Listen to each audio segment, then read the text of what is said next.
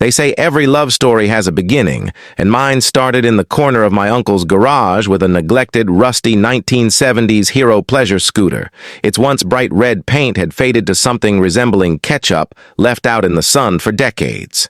The seat was torn, the engine coughed like an asthmatic squirrel, and the handlebars wobbled like a drunk on a tightrope. Why this scooter? Well, my uncle swore it had been the hero of his youth, chasing sunsets, escaping angry dogs, and impressing my aunt, though she claims it was more the ice cream than the ride. I thought, why not bring it back to life? Plus, it was red. Who doesn't love a good red? It screams confidence, even if this one was more of a hoarse whisper. But, oh, that first day. As I pushed it out of the garage, a wheel fell off. Not exactly the cinematic start I had in mind. The first step was cleaning, or as I like to call it, a date with degreaser. It took me hours to scrub decades of grime and cobwebs off the body. By the end, I looked like I'd fought a mud monster and lost. But there it was, a glimmer of red peeking through the dirt. Next came the engine. Opening it felt like performing open-heart surgery on a very stubborn patient. The carburetor was so clogged it could have doubled as a cement mixer. Replacing it felt like a small victory, though my knuckles bore the scars of 1,000 slips of the wrench. The painting was my favorite part. I decided to stick with the original vibrant red, partly for nostalgia and partly because it reminded me of cherry lollipops. Spraying the fresh coat of paint was like watching a phoenix rise from the ashes. As the layers dried, I couldn't help but smile. This wasn't just a scooter anymore. It was art.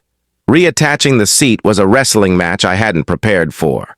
It squeaked, creaked, and refused to fit until I finally sat on it in frustration. And voila! Sometimes brute force is the answer. The moment of truth came on a crisp Saturday morning. After days of tinkering, twisting bolts, and a few frustrated kicks at the kickstand, it was time to start the engine. I held my breath, turned the key, and gave the kickstart a solid push. At first, there was nothing but an ominous silence. My heart sank. But then, cough, sputter, vroom. The engine roared to life. Well, more like purred awkwardly, but it was music to my ears. I may have danced a little. Okay, a lot. The first ride was pure magic. As I zipped down the quiet street, the wind in my face and the sun reflecting off that glossy red paint, I felt invincible. Sure, the speedometer was more for decoration than function, and the brakes squealed like they were auditioning for a horror movie, but it didn't matter. This wasn't just a scooter anymore. It was a time machine, a labor of love, and a testament to what patience, persistence, and a good YouTube tutorial could achieve. I realized that just like the Hero Pleasure, I'd gone through my own transformation. Bringing this little red wonder back to life taught me to appreciate the beauty of second chances, even if they come wrapped in rust and require a lot of elbow grease. So here I am, cruising through life on my gleaming red Hero Pleasure, proof that with a little faith and a lot of WD-40, anything is possible. And if you ever find yourself staring at a forgotten piece of history in a dusty garage, take a chance. You might just end up with your own heroic story to tell. Because sometimes the best things in life don't come brand new.